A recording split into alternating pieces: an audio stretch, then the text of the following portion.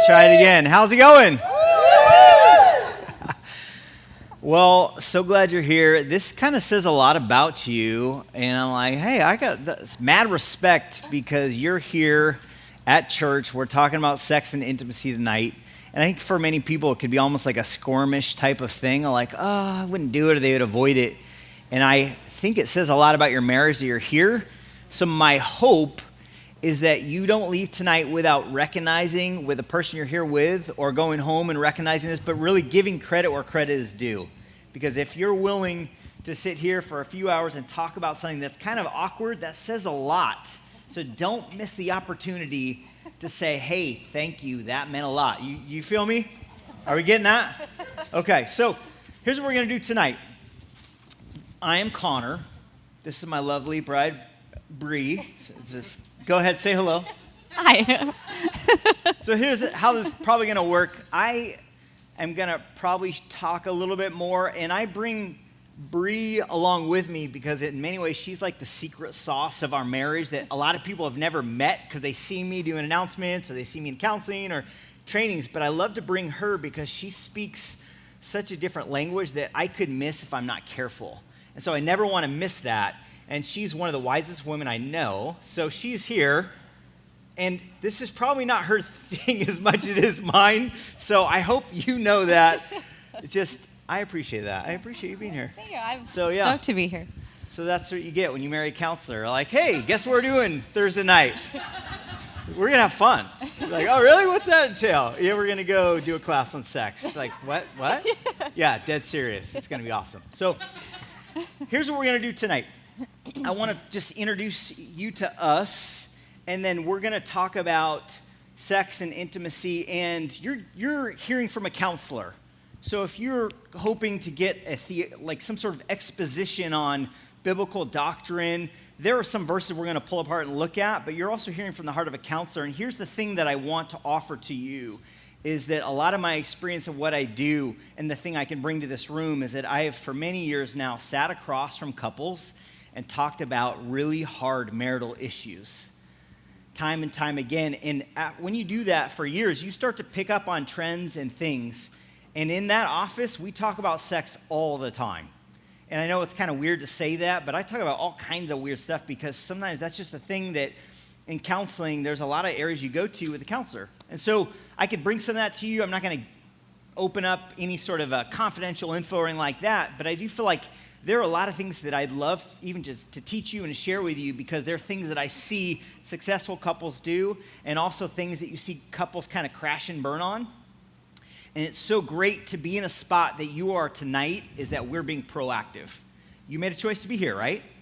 So you're in a proactive spot. So you're here in a good time is that we're not here because we crashed and burned, which is a different type of learning because you're trying to get back to where you were. It's like very retroactive. So this is proactive, which means our gains are greater. Okay, so we're going to talk about just some biblical rules some rules for marriage and sex, and then we're going to talk about building the type of foundation that's going to be long-lasting and beneficial. We're going to break down some of the differences, and let me just tell you that I was listening to a podcast even this week, and I talked to you about it last night, and even today I'm like, oh my gosh, this has been a thing for you the whole time. We've been married in terms of sex, and you never told me? Like, I had no idea. Because I just don't know because I'm not a woman. We're wired so different, and it makes it really challenging. So what we'll do now is just so you know who you're getting, right? So why don't you tell them a little about where you're from, your family, even just, was this something you talked about growing up, that sort of thing? Yeah, okay. Well, I grew up in Utah. I'm one of 7, so I had 6 brothers and sisters. My parents are getting ready in March to celebrate 50 years marriage, so they are still married, business owners, so they've worked through a lot of hard things and are still married, so that's awesome. I moved here when I was 23 and didn't know the Lord at that time, so I met the Lord when I came to California, and that changed my whole life. This would not be at all what it is without the Lord. But my parents, I grew up Mormon. My parents, we never talked about sex. I never had that talk with them. It was just, you don't do that until you're married. And then, I don't know, I guess you talk then. I don't know. But we never talked about it. I had older siblings, so I learned from what they said, and obviously school and friends and things that are actually not accurate at all for a healthy marriage. But that's kind of it. So who here would say their parents gave them the talk? Like, you clearly remember. You got the talk. You did one of these. Like your dad counted it, but you're like, what? This was awful? Is that what you're saying to me? Okay, I feel you. Who would say their parents didn't say a thing? Oh my gosh, right? Who would say they learned at school? My mom had a book. Like, I'm going to share openly. We're in a trusting spot here. There's many things I'm going to share, and they're kind of embarrassing. My mom had a book called Our Bodies, Ourselves. Okay, someone in the back has it. We won't point it out, but it's in this region over here. So, but it was like very explicit about women. I don't believe it was written for 12-year-old boys, but a 12-year-old boy found it. And I was like, oh my gosh, this is a lot. And it was very hippie. So that was how I picked up some stuff. And then because of the lack of knowledge there, you got to supplement it with some good locker room additions. And then some of the unfortunate parts are just pornography and all kinds of stuff that this latchkey kid saw really early on. And so when it came to have sex and marriage, it was kind of mysterious. And I think even to this day, I still tend to project lots of things onto Bree because they make sense to me, even just because of the differences. I almost have to constantly go back to, okay, she's wired different than I am. She doesn't think the way that I do. She doesn't work the way I do. And if I'm not conscious of it, I'll forget. One of the ways this came up, recently is just how different we are in terms of how we are turned on. And so I found in a box, my mom sent me a box. It did not have Our Bodies, Ourselves in it, but she did send me a box. And in it was all this stuff from high school and a pair of Speedos from my freshman year of high school. Stay with me here. These are very sheer because they are ancient. I'm like, hey, here's the theory I'm trying to test. Is there anything I can do for my wife to visually... I didn't know he was going to share this story. I just came up with it. Anyone else want to hear it? Can we just go there? All right, we're going to do that all night. I'm going to beg for forgiveness and apologize a lot, but we're just going to just go there. So this is but there's lots of other true stories like this, but we'll share this one. So they're very sheer and very small. At 42, these aren't things you should just try on. But I'm like, I'm just going to throw these on and see what happens. So I'm wearing it, walk around the kitchen. Our neighbors probably think we're nuts, and I'm just waiting to see, hey, all like vacuum, like, or, mopping, like, boop, boop, or, washing windows or something. And then she's just in mom mode, like, what do I do? Organize. And all of a sudden she'll see it all like, ta-da, look what I did. And so it led to this conversation. Of course that did not work. Every lady in this room's like, duh. Every guy's like, that's awesome. I also have a pair of those. That's not the point either. But the point is, it led to this great conversation where I said, hey, does this do anything for you? And clearly that was the answer, like, no, this does nothing. And I'm like, okay, so can I do anything to like, wearing, is there like a Adam and Eve, but the Adam section, can I wear some of his stuff? And like, that does it for you? And it came down to like 0, nothing, nada in that category. Not nada, okay, but. Except. And remember, she's married to a counselor, so I'm like always testing stuff out, and I'm a big weirdo. But then I'm like, okay, I'm at home. I got to do a wedding later on. I put on my suit. I'm like, okay, I'm gonna give you a kiss. And she's like, hey, you look sexy. I'm like, whoa. And I gotta go, right? I gotta go. I'm like, wait, hold on. This is not working. You said the thing that I want you to say, but I gotta go to a wedding. And anyway, I don't got time for that. And I'm like, all right, what is it about what I'm doing right now? Is I really want to understand you in this moment. Is it because you want to like tear this tie off, like rip the shirt open, the buttons are like boop, boop, boop, like tearaway pants. And she's like, no, that's, that's my thinking again. And she says, it's none of it. Do you remember what you said? Oh, was it because you're working hard for us? It was something like, it was like the sweetest thing. She's like, it's because you're an honorable man. Oh. You're And doing he a is. wedding. Yes. And you're mine. And that turned her on. And it was in the like, one, I'm like, I have no superpower. And then two, like, I need to do more weddings. And I'll throw the suit on all the time. But in that, it was a reminder of how different we are. And the thing in the difference is that at our worst moments, those differences could be so frustrating. Amen? Like, gosh, this is so frustrating. And yet, I wonder, in fact, I know that God created the differences for a purpose. Right? Because think of how hard that is for myself to be attracted to this woman who I want to be close to, and to be close to her, I have to find another way to operate that's the most counterintuitive way that I could possibly operate. And that in that, God says, I'm going to give you this gift. I'm going to make you work your butt off to make it go well. And that's how I want my people to roll in marriage. Amen? So that's our God. He could have designed this any way he wanted. Any way. Well, we just were like, look at you, you're awesome. Look at you, you're awesome. And we're like, let's go at all times. And it's too easy. And God doesn't want his people to be people that are lazy. And even this area of sex and intimacy is like, no, I want you to work hard because I'm going to give you such a gift.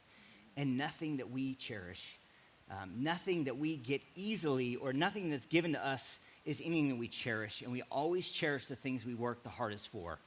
Think of that baby, right? The baby, I'm thinking of Corey. It's like Corey. I've known Corey. I gave him a mullet in my yard 25 years ago when I was his high school leader. So Corey, though, that little child of theirs gives them literally nothing and takes everything, correct? Doesn't affirm you like, good job, Dad. Thanks for holding me all day. Or, way to go, Mom. Great breastfeeding. One of your best. He gives you nothing, but at night when you look down at that baby, you have this love because of how hard you have to work and how much goes into nurturing and loving that baby. Isn't the same true for marriage and intimacy? That when we value and we pour in like that, we have this return and this thing that we cherish so much because of how hard we work at it, okay? So that's what we want to talk about, and just talk about, hey, how do we build realistically? Because we've been lied to a lot, and we're actually lied to all the time. And there's a way to do marriage and sex and intimacy that is so amazing. It's written oftentimes by God. He puts it in his book, but we miss it. I missed it. Many people miss it, and it's okay to talk about it. So we've had to grow a lot.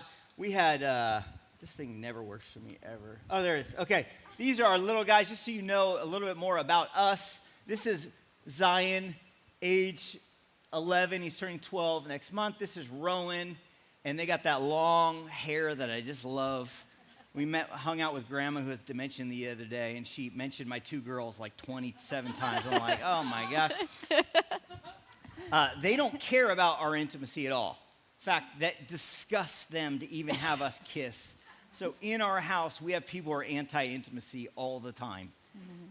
Your kids don't care about this part of your life. In fact, it's disgusting to them, and that's our household too. So we had to work hard at it. This is us at a crawfish party. You been to a crawfish party? It's so gross. I won't get into it. It's not what you think. Anyway, but there is us. That's a recent picture. We're married for how many years now? Are you testing me? I'm testing you. I know. Yeah, well, 17. 17 years? 17 years. Okay. Yeah, together 18. And in your household growing up, did you guys talk about sex at all, even your family or anything? No. Outside of like my siblings saying stuff, but no, we didn't. It was not something you talked about. And in my household, my dad's an MFT, my mom is a socialist, so we did have talks about certain things. I mainly grew up with my mom, and so there was a lot of talk, but I feel like in many ways we came into marriage so different that we can come before you today as people who are like, much like you. Like, we've had to work really hard at this. And so it's fun to be able to just talk about it and talk about some of the things we've learned, but then also want to equal the playing field, is that we are no different than you either. is that we're working super hard and depending on God to make our marriage good and to work on sex, and we make mistakes, we hurt each other's feelings, we get in fights, we argument, all those things are real deal. But the beautiful thing is we also work really hard to follow God and put him at the center, and that's been super helpful. So, a few rules for today. Who's got their phone? They can pull up the Bible app. Pull up the Bible app. Or your Bible. Or your Bible. Oh, you go, girl. Not only are you in the front row, which makes you awesome, but you got your Bible there. Let's go to Genesis 2:24. Oh, some other ground rules for today. If you have a question, go for it. There's nothing you could ask that would faze me, I don't think. Oh, there we go. Someone's reading it in the very, I know that guy's voice. Oh. Oh, okay. If you have a question, if you want to ask or follow up or maybe something, all that is fair game. Restrooms are right around the corner. There are snacks and drinks in the back. And there you go. Okay, you got Genesis 2:24? Okay, who's going to read for us? Josh, could you turn the air back on? It's already a little spicy of a topic. We don't need help with the heat. I'm start sweating profusely out here. Oh, my goodness. Okay.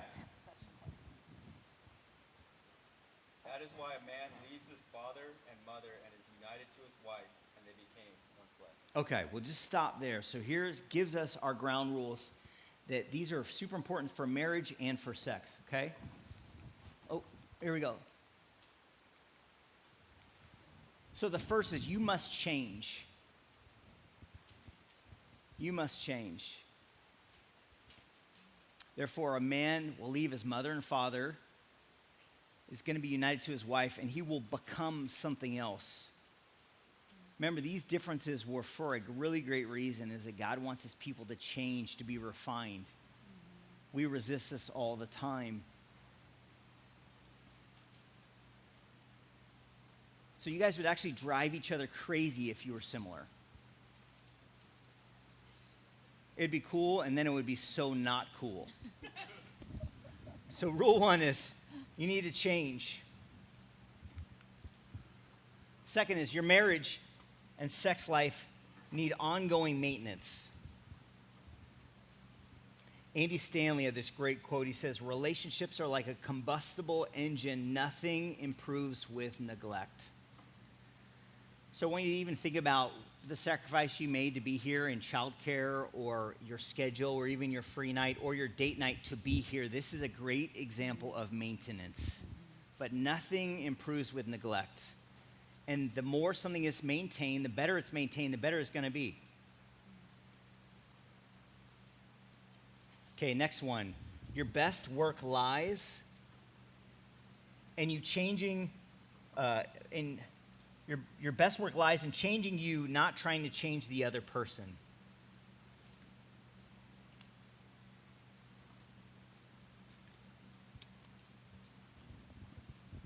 You'll notice that in counseling, oftentimes people come in and spend 50 minutes talking about what the other person is doing and what they want that person to change. So let's think about that for a moment. What could be an issue with that? If 50 minutes is spent talking about the other person and what they'd like them to change, what could be an issue with that? No ownership? Okay. Sure, what else? Focusing on just the negatives instead of the positives and stuff. Focusing on the negatives instead of the positives? Sure, what else? It's out of your control. We're talking about a person we cannot control, and we are trying to change them by venting and vomiting about the other person. The best thing you can do is go into counseling and say, hey, I may only be 10% of the problem, but I'm 100% responsible for the 10%. Can I talk about how to get better at this 10%? Now tell me, in a marriage like that, you got true, and I love your word, ownership. I'm owner of this. So our best work, we want to put our best work in changing ourselves, not trying to change the other person. Okay. And the goal of sex in marriage is oneness, not gratification. So going back to our verse, you must change. You have to become. It means you're not there. The word become is one. It means you had to change. And guess what? Do you ever arrive at become? Yes or no?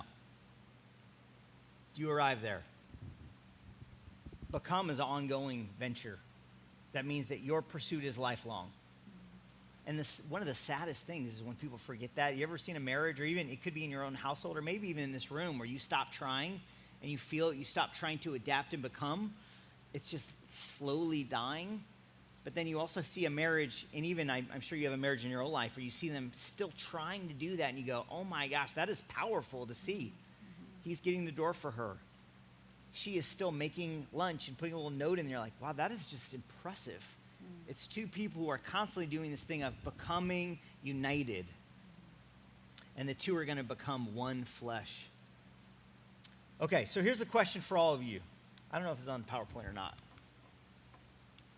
There it is, goal 6. Okay, so we are transforming. We're no longer in this class together, right?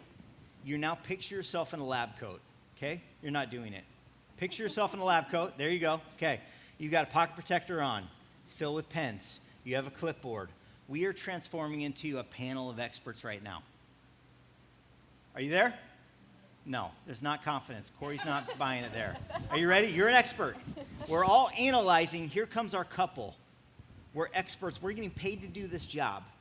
The couple comes up and they say, we've been married for, I think I put 7 years, and sex is just not working. Okay? So as our panel of experts, we're looking at them and we want to find out what is going on. What are some of the questions we ask them? Where are the children? Okay. Where are the children? What do you want to know? What's your question really asking?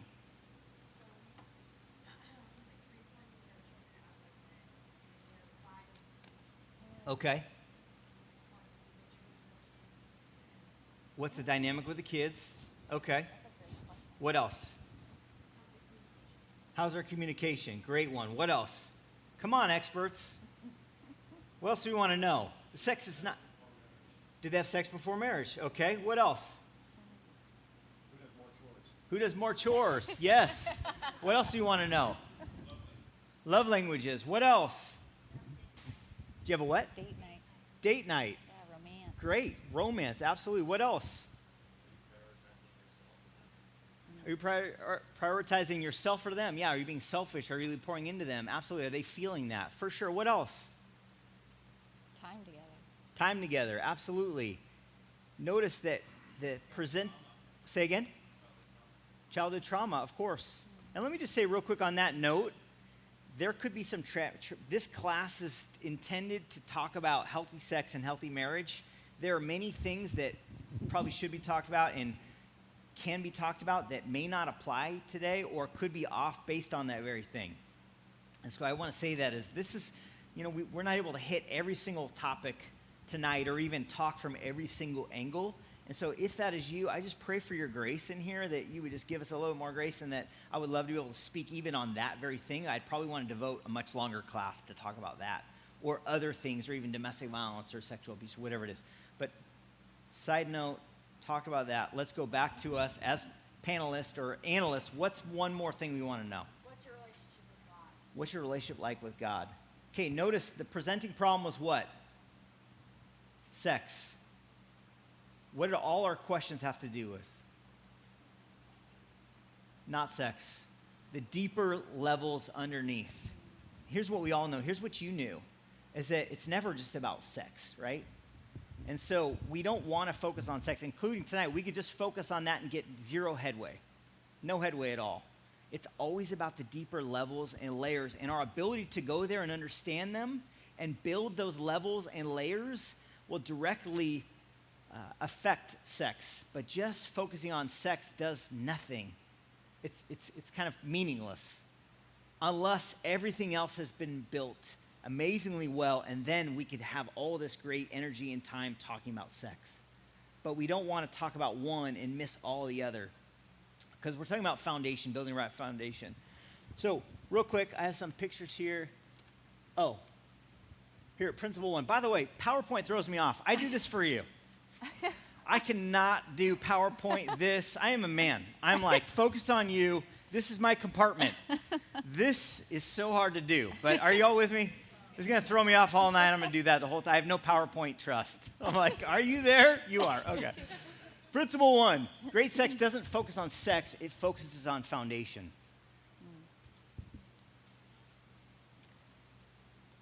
So I don't remember the exact year, but it was right when Hurricane Katrina hit. Y'all remember that? Devastation. I went to New Orleans, or I went to Louisiana 3 weeks later, and I went with 3 other guys. We were part of the cleanup crew. A bunch of other people were there too, and we went to some of the cities around there. And it was interesting walking through and seeing some cities that were, you could see there had been houses there, and the houses were gone. When I say the houses were gone, like they literally didn't exist at all. They were completely gone, demolished. There were boats that were in trees. There were poles, massive poles that were toppled over, and all of the house was gone. And the thing that blew me away as we walked block after block, just kind of taking it all in, is some of these types of pictures right here. It was this. I noticed the steps remained. They're intact. They actually have the same shape. Isn't that interesting? And then this here. Foundation. And the thing that blew me away in this complete devastation was the impact of that foundation in surviving a storm. It was amazing. And I love this about our walk with God. And you mentioned bring God in, because when we build that type of foundation, you will survive some of the things that you struggle with in marriage, and especially in sex, because it's so much about the foundation that you build. Yeah, go. You could, girl. You say whatever you want. Can I speak? No. Just I think something that, as you were going through that, there is a lot of work to be done in a relationship, and a lot of things in our life are that way, right? It's not where we just show up and we don't work and we get things. It's a lot of things are not like that, and marriage is not that way either. But I think as we continue to talk about building and working hard, and we also want to remind ourselves that we serve a God that loves to reward and to bless. And he's a God that doesn't withhold blessing. He loves to pour out to overflowing. And so when we're talking about this unique relationship, I don't have this with anyone else. It's specific to you. And as we both work really hard to build these things and do it in a way that is God-honoring, he rewards. So even though we're talking about sex and intimacy, the reward that I feel that you and I have in this relationship and the deeper things that we're going to talk about is so much more the reward. Right. And in the willing to, like you talked about earlier about the change, if we're willing to change, God uses this to set up a healthy place, a safe place. I can't tell you how much healing I have done here, because God set this up so I was able to face some really hard things and have so much healing happen in my life. Because this is solid. The foundation here is good. And again, we're putting God at the center. So there's so many things that God will reward when you fight. It's worth fighting for you. There's no way for me to put into words how amazing this is.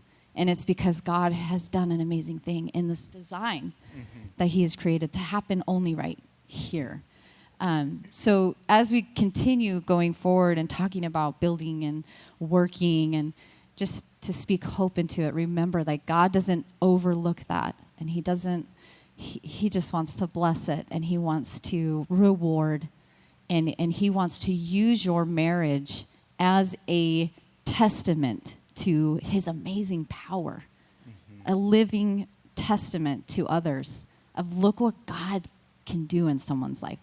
Especially here. So just as you're saying that, I think with the work part, just remember you will be rewarded more than I could ever dream marriage could be. And we're only together 17 years. We have a lot more, hopefully, to do together. And I can't imagine how that could be better, but it's worth the work. It's hard. It is hard to change. It's hard to face things that are painful or wrongs or sin or failures. There's a lot of things. But God will heal. God will restore. He redeems. That's what he does. So just to encourage you guys as we continue to go through with the work, and it is worth it. It's so worth it. When we were talking like 2 nights ago, we're like, gosh, it's interesting to be 17 years in. We've never been busier in a way, but that the sex and even our intimacy has never been better. And that's something that's just like, that's interesting. Because we're not 25, like No 25, kids, yeah, no I mean, responsibilities. there's a lot going on. So, but it's neat to see that. It also gives us this excitement to even talk to you about it and go like, wow, we're seeing some of the results and the fruit of that in our own relationship, and so we love to even just talk about that with you all, for sure.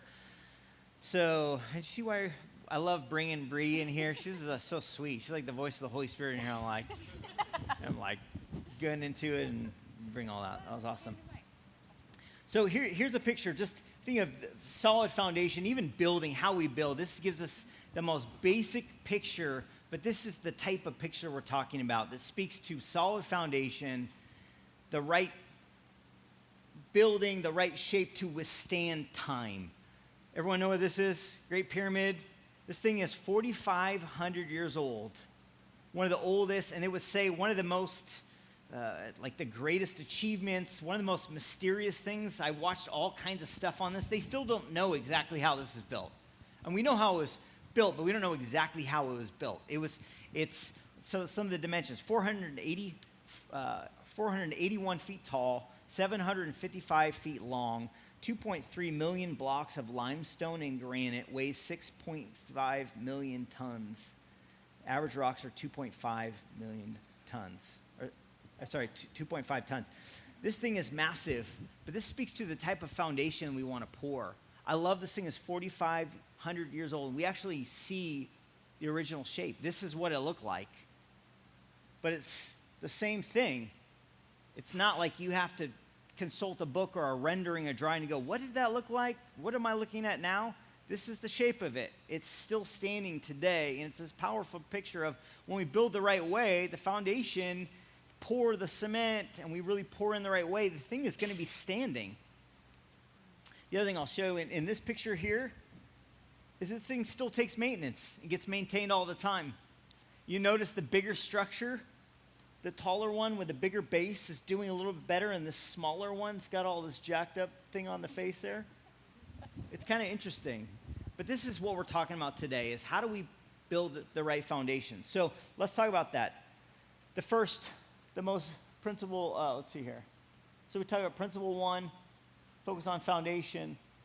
Proverbs 127:1, unless the Lord builds the house, the builders labor in vain. So how do you build a foundation like this?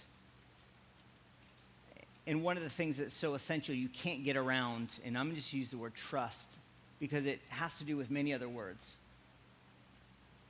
Gosh darn it. There we go. So it has to do with trust. Just write that in. That's the very base of the pyramid there. So trust is interesting. Before I worked at North Coast Church, I was working at CalWorks. And if anyone knows what CalWorks is, it's a welfare to work program. And so I would work with these women who were primarily single parent, and they were trying to raise kids, and it was just oftentimes you're dealing with someone who never had someone love on them. They'd never had a stable male in their household, and then they come into the center that's all women staff except for me. And I'm like the equivalent of the Richard Simmons in this place. I'm like, welcome! I'm all excited. They come in, I got my shirt, my tie. I'm the first stable male they've probably ever met, and I'm running groups of all women. It was super interesting, and it's like, like, let's go do something, let's charge a hill, let's go work out, and these women are just depressed, and this all is interesting. I learned a lot, though, and sometimes when they talked about trust, they had this misconception about it, and they would say, we'd have these long classes about trust, and they would go, all right, I get it. I get what you said about trust. I'm really getting it now. It's totally different. I'm dating a new guy, and I got what you said, and I took it to heart. So I even asked him, Are you trustworthy? You know what he said? Yes. So we're together now. I'm like, no, you're missing trust. That has nothing to do with trust. And so we find this over and over. It was like a better than principle. It wasn't actually trust. It was just a little bit better each time. But one of the things that you saw for these women is they actually couldn't connect, and there was no stability because there was no actual trust in the relationship. And so this breaks down differently for men and women. So for women, trust has a lot to do. I'm going to do this. With safety, security, and stability. Safety, security, and stability. You know, we know this. There's actually a lot of research done. And we look at fears, women and men, and the difference in fears. And guys, you should know this about your wife. She actually is afraid a lot more than you know. And this may not be you in this room, but it could be you, where you just think about safety a lot more than we do as guys. I never go out with my other buddy. I'm like, oh my gosh, I feel so unsafe right now. In my mind, I'm still a superhero. So I'm thinking, like, if someone were to do something to me, you know what I would do? I'd be like, bam, like, take him down. And I don't know, this is dumb. Maybe it's just me. But I think most guys still think that way about themselves. Like, I'm not threatened by another guy. I'm more like, oh, I'd probably do something, whatever. But women, oftentimes, they are fearful because stuff happens to women that doesn't happen to guys. Oftentimes, and a higher percentage of things happen. 2 times this week, I was going out of a door yesterday. The door has no window. And I thought, I hear someone on the other side. I'm just going to do the gentleman thing. I open the door. I just open the door. I touch it. I push it open. The woman on the other side broke down. She's like, ah!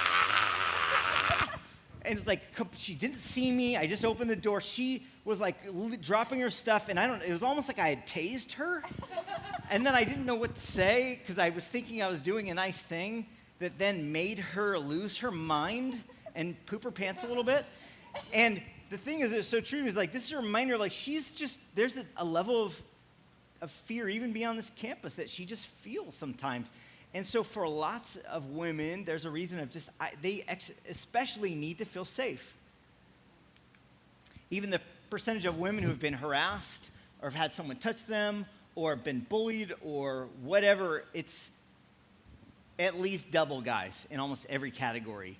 So guys, you need to know about this about your woman, is that for us, safety is not an issue, but for most women, safety is everything. Safety needs to be at the bottom because I need to feel safe with you to open up to you. Security means that I feel secure in this family, in this relationship. That I feel secure in this, that I can be open. I don't think something's going to come. I don't need to freak out and get surprised. We don't have this as guys, and most women have this. And a lot of it is unfortunate. Stability, safety, trust. So think about, how would this play out in the bedroom? Let's just say, remember, we're putting our lab coats on. It's not us that we're talking about. It's that other couple. How could this possibly play out? Trust. Let's say that things in the relationship felt unsafe. How do you think that would impact the bedroom?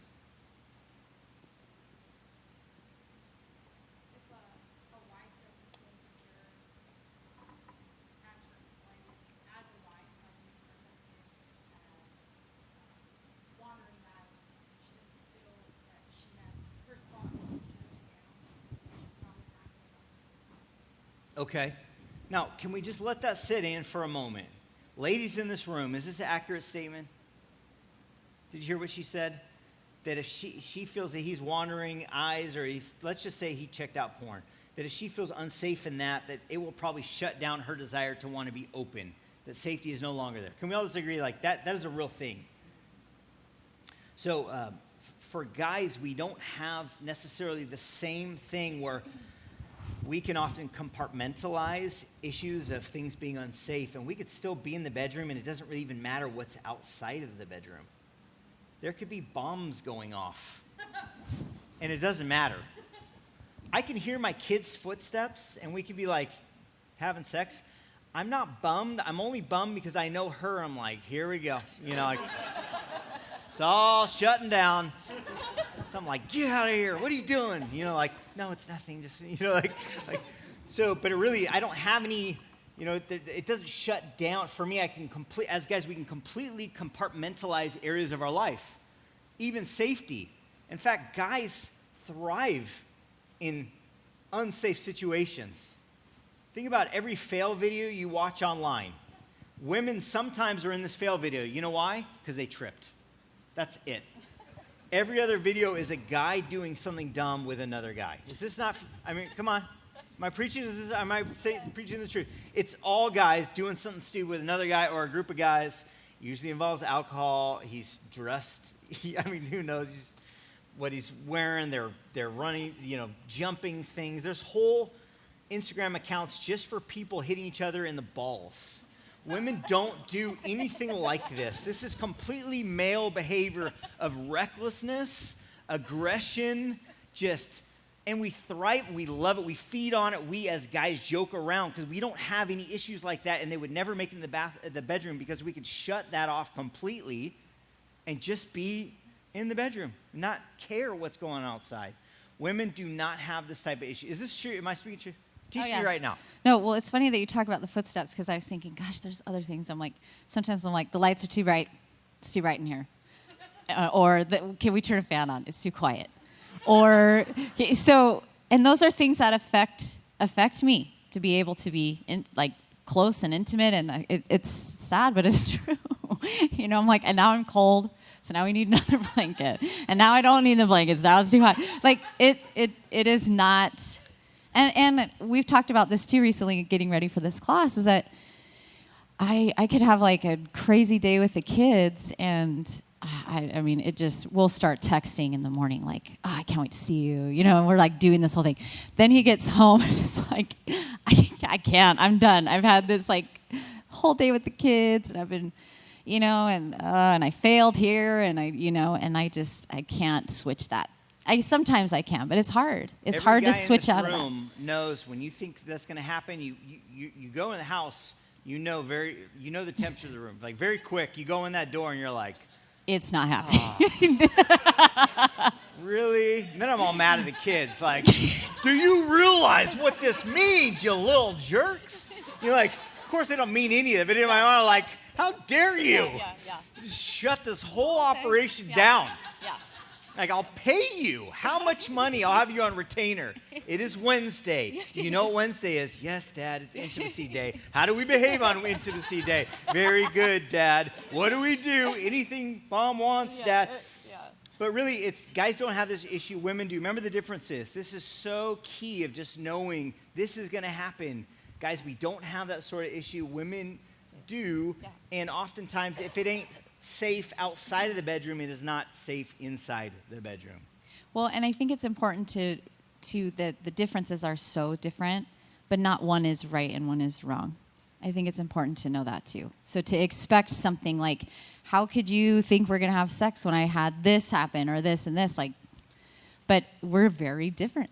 We're extremely different. So, keep that in mind, that it's important to not think that that's wrong or I'm right or we're very different. And it's good to talk about those things and be real about it too.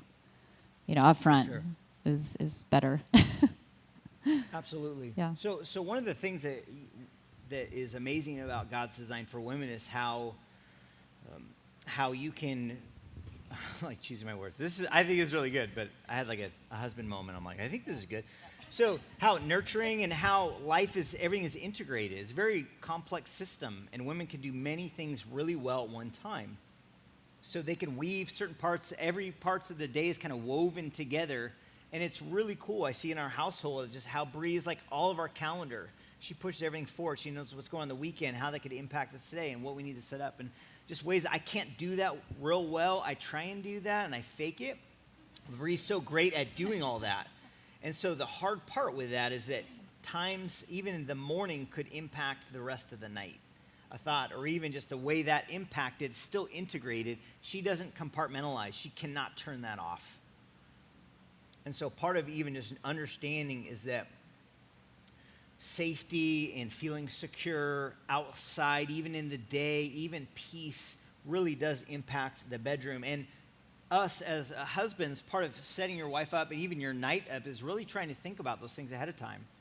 And here's the one big caveat is if you're doing that just to have sex, she knows. It is so obvious, is it not? I mean, I am subtle about it. You would never know.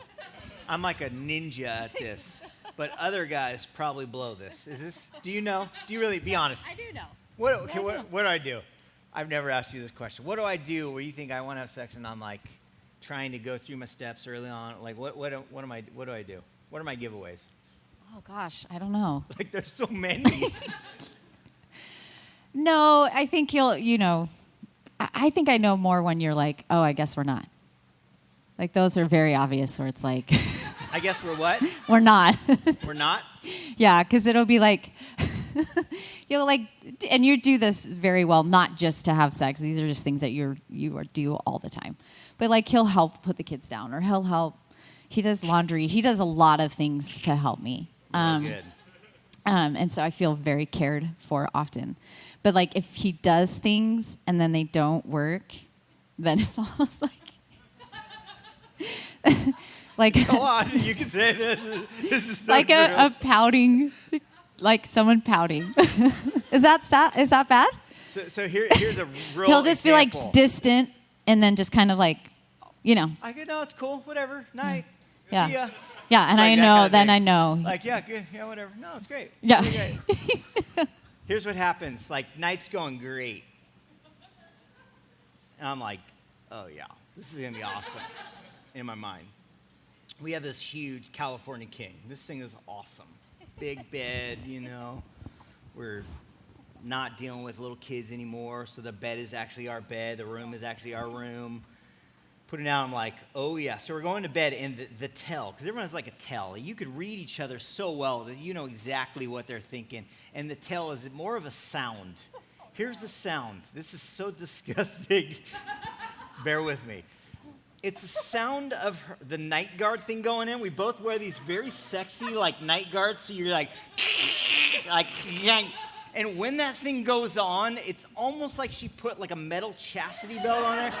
And just shuts the whole thing down. This is so true. Yeah. Not like, for one, you're just not making out with that thing. I don't think you can't. No. Probably No. not. You'd be like, Yeah. It's like very, like two football helmets. You couldn't French kiss with that thing on. So that goes on, and I'm like close to her, and then I do my move. You see this at SeaWorld, but I'm like, all right, peace. And I flip over. I'm like flipping over all the way over on the other side of the bed. I'm like, no, it's cool. It's really cool. Now we got both our night guards in. I'm all the way on the other side of the bed, and it's just slightly obvious that I'm bummed. Is this a true statement? Yeah. So for those of you young, like, you got a lot to look forward to. Get a king-size bed, get 2 night guards. It's going to be amazing. Well, I think what's hard about that is it's never like I want to go to bed and not do that with you. I don't like disappointing you. Yeah. I don't. But there are, and I would think the women in this room would feel this way, there are times where I physically and mentally cannot get myself there. I can't put my brain in a place where I could have sex that night. Like, I'm too tired. I just really can't. And I don't like disappointing you. So it is a bummer, but that at the same time, I'm like, but I can't. So I don't know if we're going to talk about this in a little bit, but I think here is a good place to maybe mention this is. No way. Where are you going with this? Is we early on talked about what is like the amount of times. Yeah. Like, are we talking about that later? Like, necessary for him to really feel like, and this is when we had little kids too, when they were little. But we talked about, like, how many times do you need to have sex every week for you to feel like met there? And it is extremely important to me to meet that need for him. I want to be the one that meets all of that for you, not anything else. So I asked that question, and it's a good question to ask because ours are different. And it's a great base to know, too, of this is a good place. So if we've gone 4 days and we've only had sex once, I am thinking, no matter what's going on, that we need to have at least this many more times to meet that need for him. Like, you have some real interesting math. Or You're like 7 times. I'm like, there's some elbows in here of like some guys writing down notes. Like, did you hear what they said? They do it this many times. Yeah. He's a pastor. Clearly, this is a magic number. This number will that's why- fluctuate depending on the stage. yeah, of your life, where you okay? are. And there's obviously grace and understanding, but that I feel was so helpful. Sure. We also know people that they set a specific day or several days a week where this is when they have sex, no matter what. And it sounds like, oh, that's not fun, but it's set, so no matter what kind of day you have, like tonight we are. So that is, and it's good because the longer you wait, the harder it gets to be back in, the groove of that. And so I would just encourage you, if you don't know that number, I would have that conversation, because that really helped early on, especially when we had young kids. Because when you're nursing and you're changing diapers all day and you have someone attached to you and then someone else wants to be with you physically, and it's a lot. So you could go weeks, a month, without. Women could. But it's an important number to know for your husband. It really is. And again, it's because I have the honor to fill that need for you. I have the honor to take care of you in that way. It's like I am grateful that I get to do that. Mm-hmm. But realistically, there has to be this communication, because it's different. Yeah. I think 2 times I've tried that move. I'm like, I don't know what, I just can't tonight. And we were in a fight. Oh, yeah, that was, I think maybe like twice. I was like, no, I'm shut down. You hurt my feelings, whatever. Yeah. I can't. And I think in the moment I was serious. And she goes, really? Like, no, guys can do this too. I can do this. I get night guards down. I'm like, no, see, do you like this? Do you like the sound of this in your mouth? He's like, and I'm like flipped over, like all the way over. And I'm like, no, not tonight.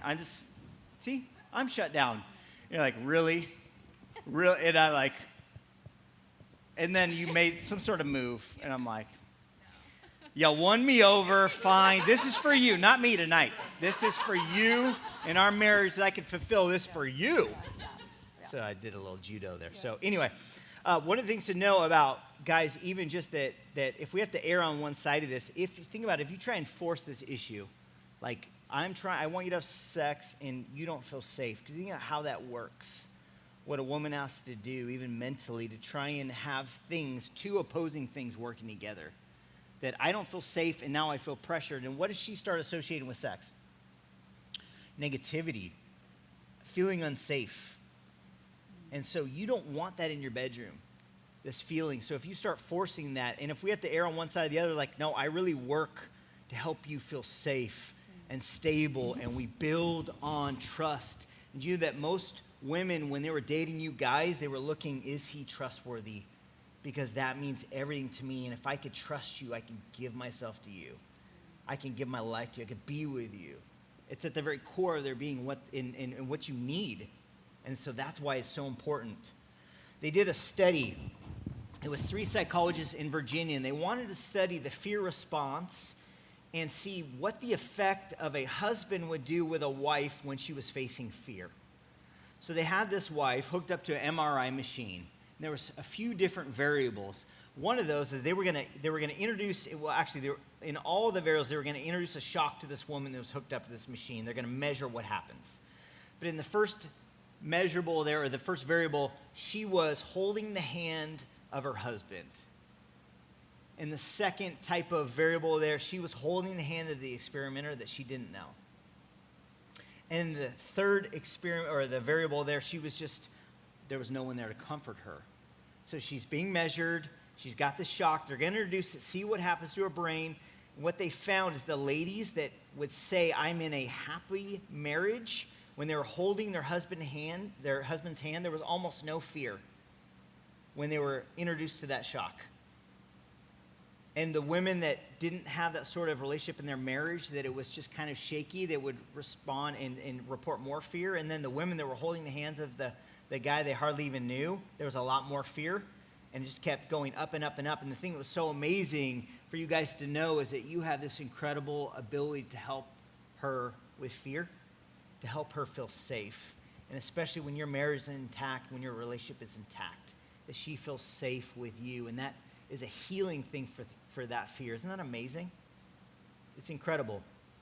So, not to say, though, that guys don't have their own issues with trust. Are you there? See, I don't even trust this. Bop, bop, bop. Josh, is that there? There we go. Ours. In terms of safety and trust, it's ours is vulnerability. Every guy, when they think of being vulnerable, it's like we have this shudder response, like, ugh. Like, ugh. Safety for us has to do with vulnerability. Trust and vulnerability. So think about it for a moment. When you see the playground, every guy in this room, think about even just being on the playground. Did you have any moments where you saw someone openly cry at school, guys, and that was a celebrated thing? I remember distinctly a few guys crying in class, and then when they were crying, being like completely made fun of, and then even taking on a nickname for whatever that thing was. So all through school, you have these types of relationships where, as guys, we're not encouraged to be vulnerable at all. We're not encouraged to open up. I remember in 8th grade, or 7th grade, I was going through puberty, reading my book, Our Bodies, Ourselves, trying to figure it out. And I opened up this dude, I'm at the pool, and I'm like, hey, does this ever happen to you? You know, like, has this ever happened to you? And the guy's like, that is so disgusting. Like, trying to be vulnerable. I'd never talked about this with anyone else. He says, that's disgusting. I never asked anyone else another question again. And for many guys, that's our experience. It's never something that's celebrated. It's not something that's open. And so then not only do we enter a marriage where we're supposed to be vulnerable, we pair up with someone who's actually excellent at it in many ways that we're not. That has spent a lifetime. It's okay for women to talk. It's okay for women to share their feelings. It's actually celebrated. Open up. We're here for you, girl. Cry. It's a cry day. Or, stuff like whatever. Like, we went to the movies just to cry. Or we watched a movie and that makes you cry. Why are you watching that? It was a good cry. It felt so good. All these things, I'm like, if I cry, I'm exhausted all day and then I fall asleep early. My whole body is like, what did you do? It is so not natural, it's not celebrated. And so for us in a relationship, a lot of this has to do with safety, has to do with vulnerability. So I can be vulnerable to you and open up to you. And that's part of the foundation I need to build because I don't do that often. But as I do that with another person, I feel safe. I can trust you with this. I can then let down my guard for the very first time. I could talk about how I'm actually feeling. I could share with you how something impacted me. Lots of guys in counseling, I ask them to share, hey, tell me how you're feeling. They don't have any feeling words in their arsenal except for mad. That's the only safe emotion for a guy to feel is angry. We actually celebrated. Dude, that guy was pissed. Did you see him? And we're like, oh my gosh, that guy was so mad. But we're never like, did you see him cry? Woohoo! It's just never happens. So for guys, it's trying to learn to be vulnerable. It's the very thing you want in a way, but it's very hard. And so part of that foundation is safety. We're talking about safety and even vulnerability on my side. But as you do that more and more, and that's a safe thing, then you're building this solid, steady foundation. Any questions so far on this? Does this seem to be making sense? Here's the problem, and you'll notice on your handout, we have 2 different pyramids, but we often build like this. Sex is the most fun thing to build and pour into in a way, especially if you're new in a relationship. It's electric.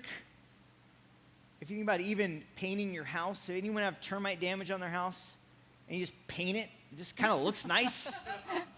This is kind of the equivalent. It's like a cheap thing that it looks really great, it's funny, and there's a lot of things that we often like to pour into this because it's so easy to pour into. It's intoxicating. So a relationship could be that the sex is amazing. People will say that, like it's so amazing. Or, man, we just have this connection and And when I ask newlywed couples, like, tell me about your relationship, like, we're so in love with each other. It's very feeling-based. And the problem is that in life, we have these topple-over moments. And when we've missed that foundation of like safety and vulnerability, and then we have this heavy thing like a kid, we don't have enough a base to withstand the period of time we're going through. There's nothing there. Everything was built in this lust-like thing that we get this life moment or this challenge and we topple over. And then we wonder what happened to us. And then we're tempted to find someone else to build that fun, exciting piece with. And then we think that they are different because we're feeling those feelings again. And we're going right back into it. Better to build the base. So here's the good news.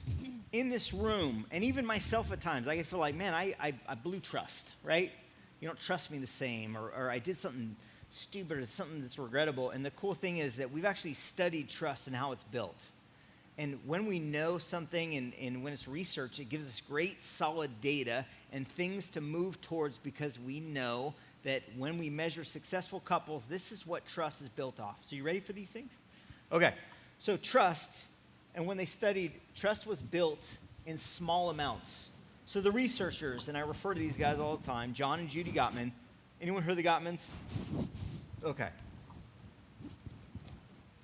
I've read a lot of books on marriage. It kind of comes with the profession, but this is the one to me that made the most sense because the Gottmans would study couples, and they would study them for sometimes like 30-year period. And they go, all right, let's study them. So they have this makeshift love lab, they call it, and they would hook them up to different types of measures where they would study their heart rate, their sweat, their interactions, and start compiling data. And then they track these couples for the long haul. And they became so good at this that they could watch a couple fight in the love lab, like a fight. Watch it for about 3 minutes and predict with 90% accuracy if that couple would go on to get divorced. Watching them for 3 minutes. Isn't that incredible? So they started compiling, and they found that successful marriages had 7 habits that they did. And there were also many habits that couples that went on to get divorced did. And a lot of the trust that they found was built in very small amounts in the following ways. Did you want to? Yeah, I love this part of when we went over this and we talked in detail about this, but I love this part because no matter where you are in your relationship, you know, if it's not so good or it's really good, or this can bring so much hope no matter where you are in that, because these are things that you can start doing and your relationship will change.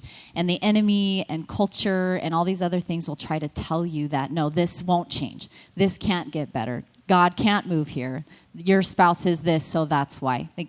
So I love this because it's just these things that you can choose, you have a choice to do, and it can breathe a lot of hope and change in your relationship. For sure. Yeah.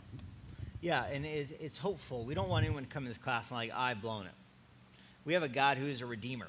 He takes brokenness and makes it whole. And our strength isn't that we're freaking amazing, but we are. But no, it's really that we're broken and God has done a miracle. Huge thing. That's why, you know, I'll hear songs about that type of thing or even be reminded of it. I'm almost in tears because I know what God has done in my own life. And so I said it at the beginning, I'll say it again, is we're not that far off in some of these things. We're broken, we fall, and we need God. But sometimes these things like this, just very simple, that go, all right, God can use these things in your relationship to help you build again and build stable trust, even if that has not been your experience in the past. Okay, the first is awareness.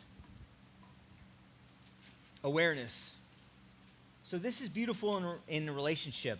It's kind of like when I talked about I come home and I'm reading the temperature, I'm reading, watching, how's she doing? And I watch you so I know. There's like a, hey, and there's like a, hey. And even in that hey, I'm able to kind of determine what does her day look like. And so it'd be very easy for me to like, oh, she said it's good, so I keep moving on. Or because I'm trying to practice awareness and building trust, I'm able to go, hey, okay, tell what were the highs and lows? Or, you know, okay, how was that? Or how are you doing? Or, hey, it seems, what can I do to help you? But I'm trying to tune into her experience and it takes awareness.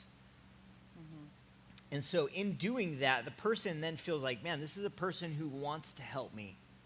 They're helping me. And the beautiful thing is we each help each other at times, right? So awareness. The second thing is not trusting our little... There it is. Oh, no, it's turn towards. Turn towards. And this is so simple. You either turn towards or away in every single interaction. Turn in or out in every single interaction, and we actually do this hundreds of times every single day. We'll go on to talk more about that in terms of what that looks like in connection, but it's this habit of we turn in more than we turn out. A turn out would be me with my night guard, like moving away, but a turn in would have been something like, you know what, you have had a hard day, I'm so sorry, can I just hold you? And I think in my better moments, I would hopefully say something like that. Is that fair to say? Yeah. Is it okay that sometimes I'm hoping you'll come around? Even in that? Is that too much honesty? No. No, I trust you. I trust you fully. Okay, if I give it away all my secrets right now. I feel so No, safe with you no, all. remember you. I'm just telling you all my stuff. You just said like we know, so Dang you it. can't. No, we know. I got to come up with like a new move. Yeah, no, we know. All right, anyway, okay. All right, next is tolerance. Anyone know an intolerant person? They just have no tolerance for anyone that has an opinion different than their own. And it takes so much emotional equity just to have that person around. Like, you can't tolerate that someone may have some sort of different opinion, or even if someone is wrong and they have to just blast them. But it's tolerance. It's not saying you have to agree. It's just tolerance. Like, I can tolerate you being different, and it's okay. We can be in the same spot. The next... I was just going to say, I think Yeah. another great word to go along with that is grace. Just Yeah. having extra grace for each other is part of tolerance. And the kind of going along with grace and the turn towards. I mean, what time do you leave our house in the morning? What day? Well, just in general. We're teaching a class, honey. Just say a time. 8. We didn't plan this. Oh. So you leave at 8:30, say, or 8 o'clock. What time do you usually get home? 6:30. Okay. And so we wake up at 6 in the morning, so we have like an hour or two together, you know. And then you get home. We have the boys with us, but we have till maybe they go to bed at 8:30, so we have an hour and a half. So out of the majority of your day, you are not with me. Right. So if I'm not aware and I'm not turning towards, I only have maybe four hours with you sometimes a day. So if I'm not intentional with those 4 hours, It could even be an hour. There's it could be a half hour. Yeah, there's no connection. And then the other thing is, if we're not connecting or aware or turning towards or having grace for each other in those times, I don't know. You've been gone all day. I want to know what you're doing. I want to help.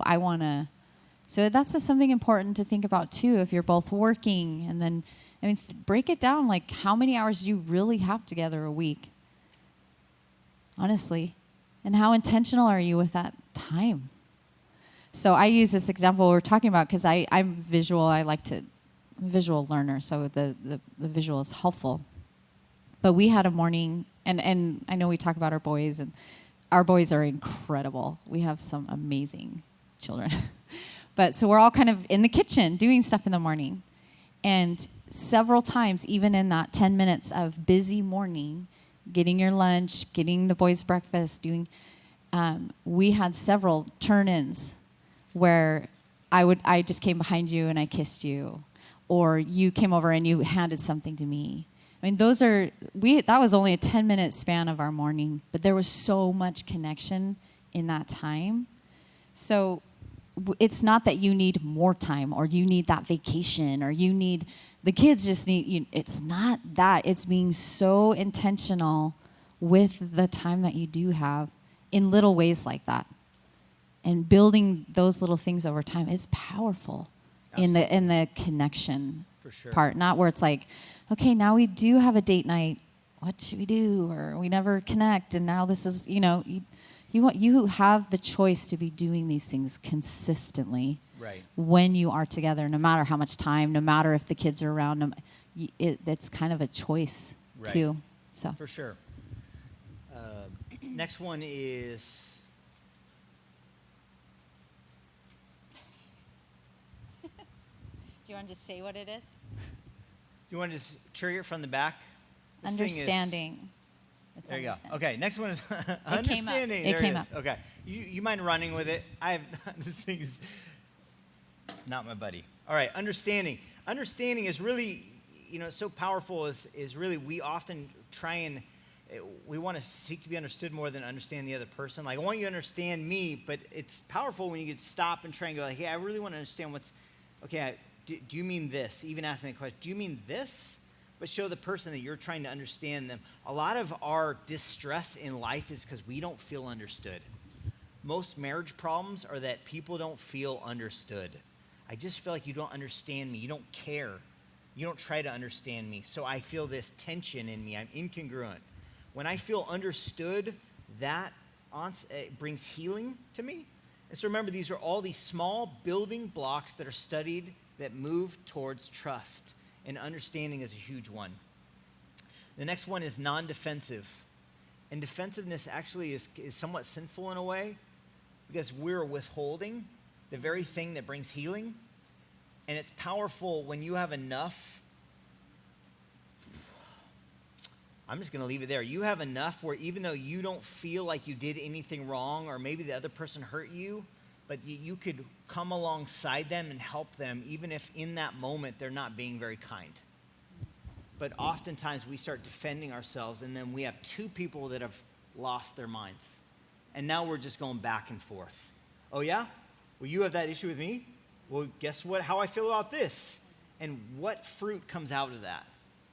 And so trust comes when we're not doing that and we're just non-defensive. The last one is empathy. Now, empathy is powerful, especially for guys, because sometimes guys will say something like, I just don't understand it. I don't get it.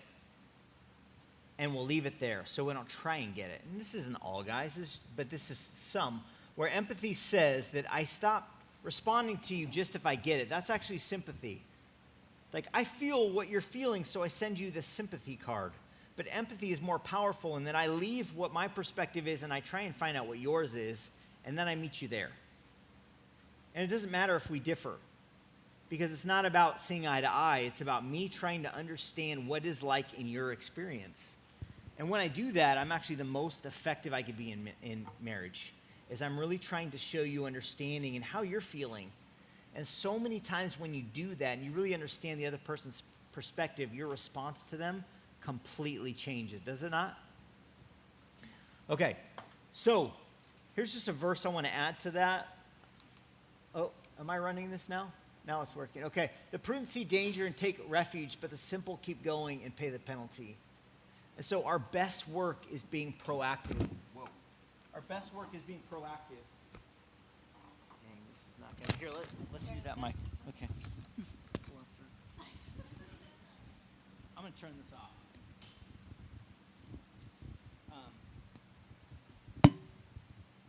So let me ask you this. How are we proactive in our marriage? Like, what are some of the things, even seeing danger? What are we looking for? Think about it.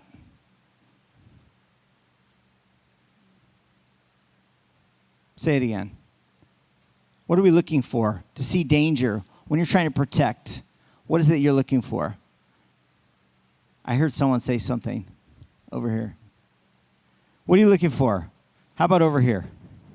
What are we looking for? What are the types of things that we would say is dangerous we're trying to proactively look for in marriage? Even just to be a good guard on the gate watching for potential danger. What would it be? Body language, okay. What else? Attitude, okay. How about even bigger picture and trying to really protect what you have to keep the foundation safe? What are the things that we're looking for? Boundaries, tell me more. What do you mean?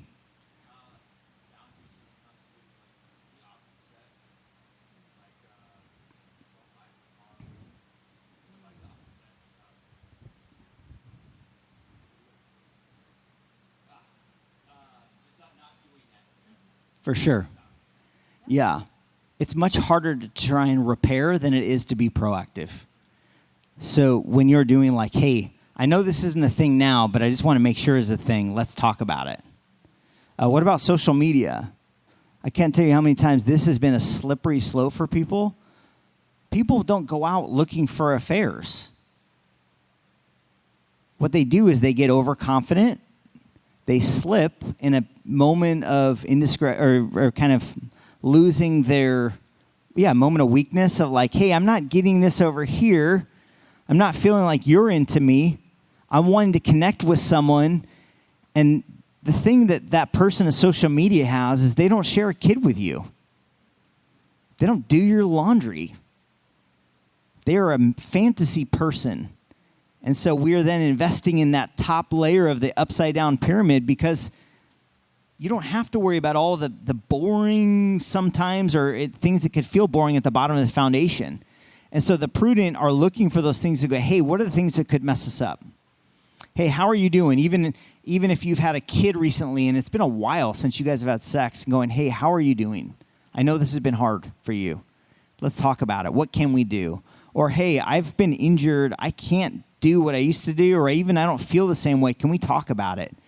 But you're then turning into the relationship and building trust and not letting these small things come in that can disrupt that trust. Does that make sense? Okay. Did you want to say something on that? Okay, you had like a hand movement. Okay. Principle 2, a great foundation can lead to good sex, but it almost always leads to great connection. So what does that connection look like? Because just having safety doesn't necessarily ensure great sex. But this connected piece is really the magic. And so when they studied couples, the Gottmans, and they were trying to find out, all right, if we could boil it down, what is the thing? What is the number one thing that if couples could do this, that successful couples did this, and what is that behavior? And they found that it was this small turn-in called a bid. And a bid is as simple as this. The other night, remember we were in bed, and you're looking on something on your phone, or some picture came up, or a text or something, and you start laughing. Do you remember that? No. So she's just laughing. And I say something like this. I was like, what is it? What's so funny? I want to hear it. And you're like, oh, well, let me just... Oh, it's this stupid thing someone sent me. I'm like, oh, what is it? Let's watch it together. And the thing that could be missed in that is actually sometimes this is really irritating for a guy that's compartmentalized, is that I like to stay in a certain box, and so she'll want my attention or even want to say something, and I almost physically feel like, oh, I got to leave this box to enter this other box. Or even like I'm reading right now, and you want to, like, that's distracting or what it is. And I could easily miss the bigger moment is that in that, she actually wants to connect to me. And connectedness isn't about that one time we go on a date every single week. It's much more about those small, tiny moments where she's looking at something dumb on her phone. She laughs. I say, what is it? And she tells me. In this, we're not answering the question of, do I think that's funny? What I'm answering is, do I care about her? Do I love her? Is she important enough to stop what I'm doing and say, I care about you? And we often say, I care or I don't care in the small moments and not with words. It's small, tiny interactions all day. And successful couples did this 83% of the time. When given the opportunity, they would turn in. Couples that got divorced, 33% of the time, they would turn in. So they missed all those opportunities to turn into the relationship. Isn't that interesting? So even the key to romance wasn't this suite that you set up with this romance kit. It was as simple as some tiny little exchange you had in the day that communicated, you know what, girl? You are the number one to me. You know what? I still care about you. You know what? You are the best. You know what? You are so important that I turn in over and over again. And when you're doing that all the time, you don't need to wonder, does he love me? Does she love me? Am I important? Because you're constantly speaking into that all the time. And so it's so important to be thinking about, hey, am I picking up on that? She wants to share her life with you. He wants to share his world with you. I was meeting with a couple the other day, and she's like, yeah, I finally watched Star Wars with him. And the dude just lights up. He's like, it was so awesome. Well, she did screw up some things about the Force. I had to explain that there were some things she got wrong. I'm like, shut up. Like, don't miss this. Don't miss this. It's not about the Force. And the thing was crazy is that he lit up, and we just stopped for a moment. I was like, can we just feel this? Like, this meant so much to this guy that she watched this movie with him. Because she turned in this moment to the very thing that he loves and talks about all the time. It's like his whole world. And to him, it said, you're so important to me. So important that I'm willing to watch this movie that's kind of dumb. But in that, this sets up romance. Okay, any questions on this? Is this clicking? So remember, the bids is like a bid for your attention. I want your attention. And when you do that, we've successfully said, I love you, I love you. Boom. And then we texted later on in the day, I love you, boom. This isn't just to get sex. And this isn't just for that one big thing. Remember, you get the value in the small, tiny things all the time. And this is a practice. And so one of the things you could do is even go home and go, hey, can we talk about those bids? What does that look like to you? Remember, your bid is different than her bid. You may go, do not text me all day at work. I'm working. That's irritating. That is not a bid.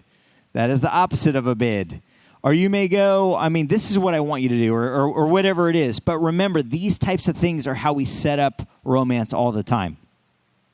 Okay, what are some of the biggest things killing your connection? And you said it earlier, and this is true for us too. The biggest thing killing our connection is lack of time. Oh, go back. Oh. I don't know where that went. Screw that thing, I'm over it. The biggest thing is lack of time. It should have a clock on it. Is there? Okay, ta-da! That's how I plan it. So the biggest thing, now here's the thing. On your phone, on Sunday, you get this little report on your phone that says what on it? How long you been on it? On average. Anyone care to share theirs? I hear laughter from the back. Anyone care to share theirs? What's that? I'm not. Oh, it does. Your phone tells you. If your percentage is up, if it was down, how long you're on. It gives you the analytics of you. This is the most sobering text I get all week long. I'm like, no, I was not on my phone an average of 3 hours a day. That must have been on in my pocket, right? But the key to that is this is killing our relationship, and romance is lack of time. Remember, I can't just come home and be like, okay, you got 1 hour. Are you ready? Are you good? It doesn't work that way. Even if I wanted to, it's got to be built with romance over time. And the very thing that we have to our advantage is the very thing we often don't take advantage of. And that's time. Our time is spent on our phones. I was talking to someone the other day. He's on his phone 10 hours a day. And another person was on their phone, was like 9 hours a day, and this person, his wife, was screaming for his attention. He's like, I'm working on it. And I said, I think the analytics tell you that you're not.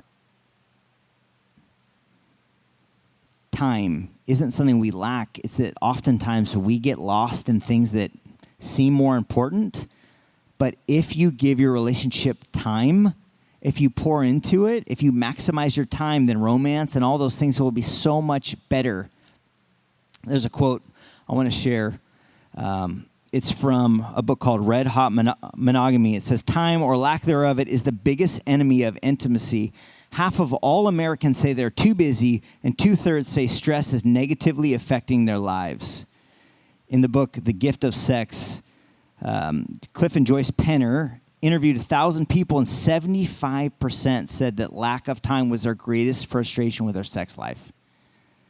I love that even tonight in this class, so many of you had said, hey, this is a good use of our time. That we're going to go to a class, we're going to pour in, whether we take one thing out or many things, but this is how we want to spend our time together.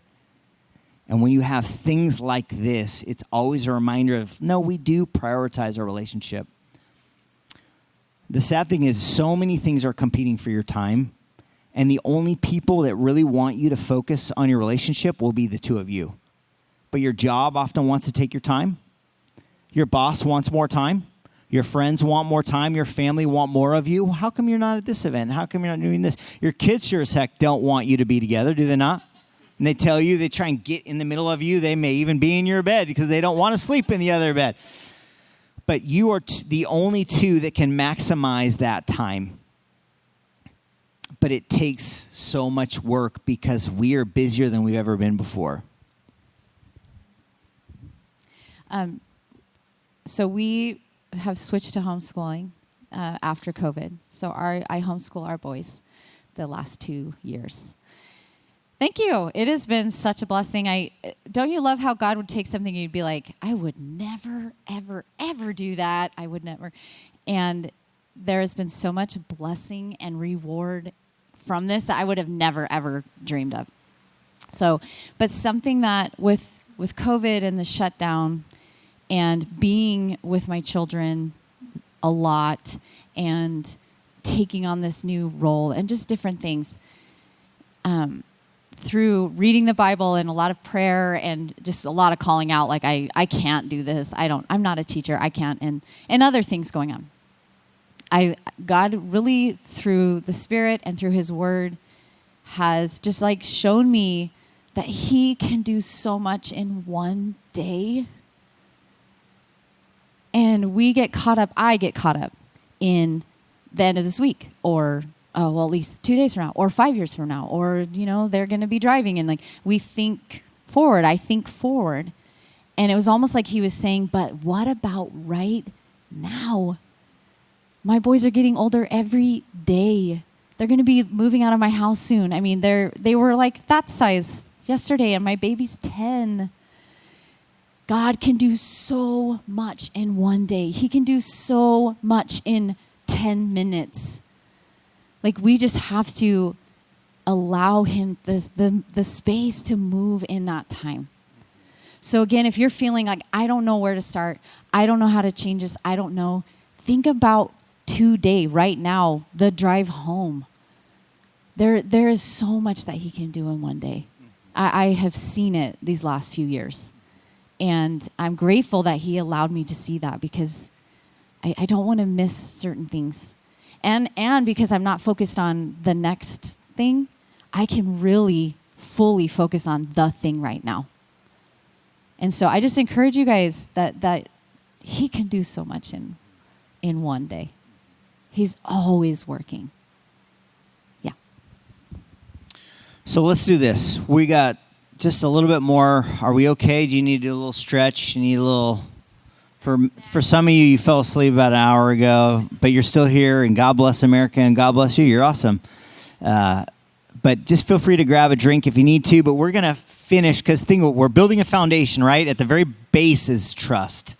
That's where safety happens, security. Then we've got, for guys, it's being able to be vulnerable. The next layer was all about connection, and connection being those little tiny turns in all day long.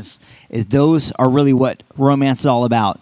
I'm going to give you the rest real quick. There's a few fill in the blanks, and then I want to make sure we have enough time to talk about specifically what are the sex needs of guys and gals, because I think some of you may have come just for that alone, and I want to make sure we cover it. So next thing is close connection leads to intimacy. Intimacy is not sex, and we often use those some kind of synonymous, like, well, we had intimacy.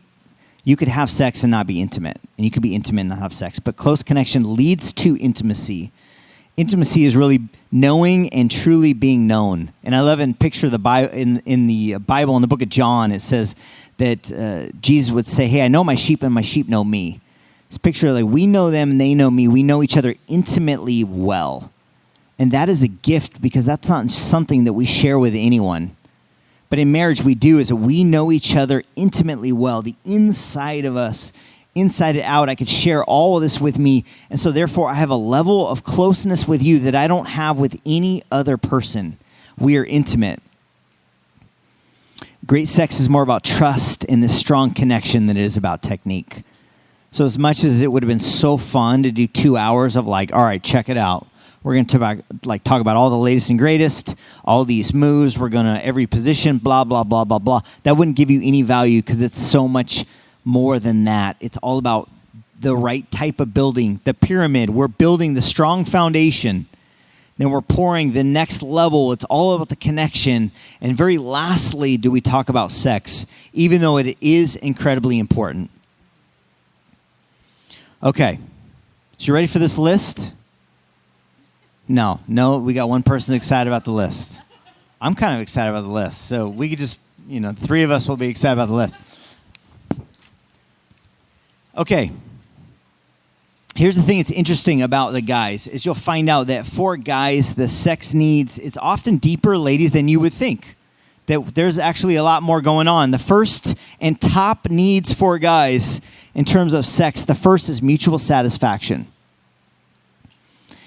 And when they broke this down, started to study it, they found that most guys would actually rather please you than they would receive pleasure themselves. So one of the things to know is he's really concerned with pleasing you. In fact, a lot of his ego, a lot of his self-esteem is all about, can I please my wife? And if there was ever anything that was belittling or even criticizing, you need to understand, you may not know this, just how fragile guys are, especially in this arena. He really wants to satisfy you. And so great when you could say, hey, no, that is satisfying and that's exciting. We're not talking about faking an orgasm. That's not what we're talking about. But you make it possible. He could actually satisfy you and you actually go there in your mind.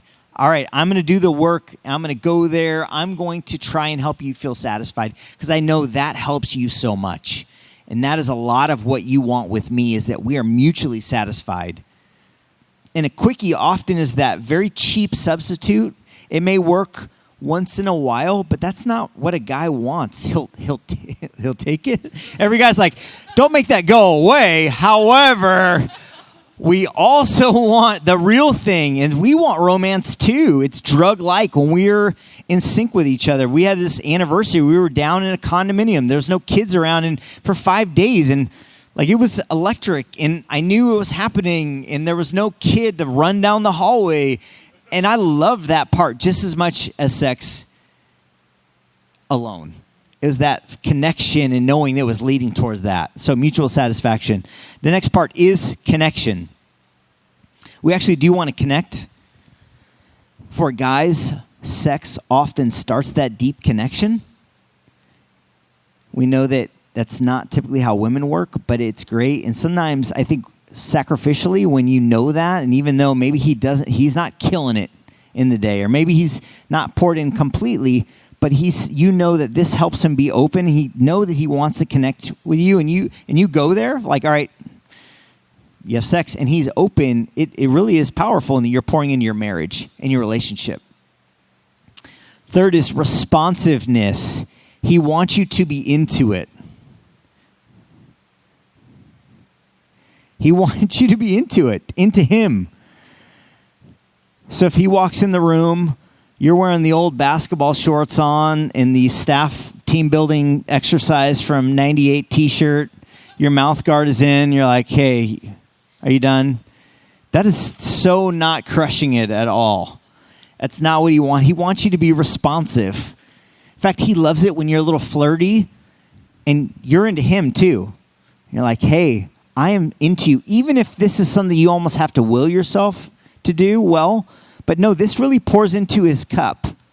When you are responsive, when you're into it, that you are excited, you've got yourself ready, you're wearing something exciting, all those things hugely pour into his cup. I didn't see you taking any notes or writing this down. I have it down here. Yeah, I'm totally kidding. Next is initiation. So this is a great conversation to talk about. In your marriage, you may go like, hey, I want you to initiate more.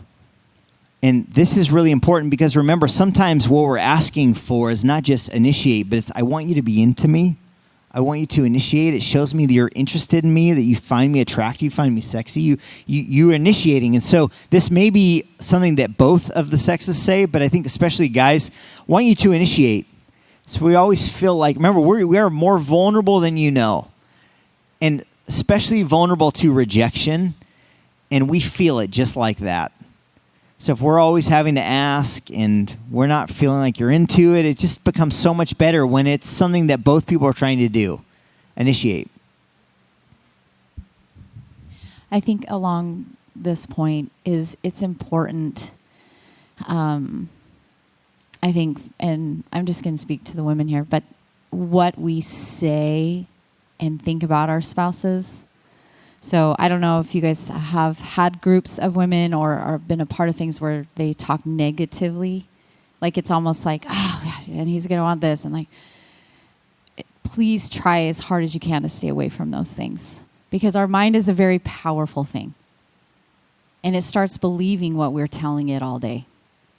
Or it starts, or it becomes like, oh, we're just, oh yeah, my husband does that too. And don't do that. Don't spend time there. Don't let your brain say that. And a lot of the classes we do, I like to say this point because I have been, and not like I'm better and like, wow, why would they say this? But it was just more of being on the outside, hearing someone talk about their spouse in that way. I couldn't imagine them saying these things in front of that person. It's damaging. You don't do that. Don't allow your brain to say, well, he never does this and he never does that. And you are starting to speak lies and believing these things, even if they're doing them, but don't spend time there. Catch yourself. If other people are doing that, don't join that conversation. We get to encourage, we get to build up. We have the honor to do something for our spouse, for our husbands, that no one else can do in the way that we can, and fill that deeper need in the way that we can. And I would never want to dishonor you in saying those things or talk. So just to bring that to this point, it is important that we watch what we're thinking and watch what we're saying about our spouse and around your kids. Make sure, oh, your dad did this again, or I guess he forgot, or really you want to honor your spouse. And will really be effective in the brain if you're stopping those thoughts or you're stopping those conversations. And one of the things we know about the brain and the body, they're connected. So when the brain is saying, the body responds, both good and bad. And when you start thinking thoughts, it's actually connecting permanent structures in your brain. They cement them in. It's building a highway towards something, and it's telling your body something. So if the body is saying shut down all the time, you're teaching it through your mind to shut down this thought. Even in intimacy, shut down, don't do it. He doesn't deserve it. He doesn't love you. The same is true as when you're trying to go, you know what? I'm trying to be open to this. I'm going to think about ways I could be open, or even ways he's honorable, even if he bugs me in this way. But I'm going to try and dwell on these things because I want to create the super highway to openness, not resentfulness. See how that works? So if you're constantly being open, but what we feed ourselves and what we ingest becomes the product and the thing that comes out of our life. And so especially for women, it's a practice, and I love that God transforms our minds. There's a transformation that we also can come to him and go, hey, can you transform me from here to here? I don't know how you do this, God. I can't do this on my own. And he says, I'm going to come in and I transform you. I transform and renew your mind. And that helps, especially when it comes to sex, no matter what's happened. And I think we can get to spots where we can't ever get past this, or we can't get through it, but knowing that God can take us beyond where we can go on our own. Okay. So affirmation was the last one. Did we go there? Okay, affirmation. Guys are super insecure. Your bedroom only has room for 2 people. So that means that you don't talk about other people. You literally bring them into the bedroom with you. So he doesn't know about, my last relationship when we were doing this, it just doesn't help anything. In fact, you can often see the person, you're giving them mental images and pictures of people. You're building a yearbook of your past sexual experience. That's something that shuts down the marriage bed. It defiles it, and the marriage bed's supposed to be undefiled, right?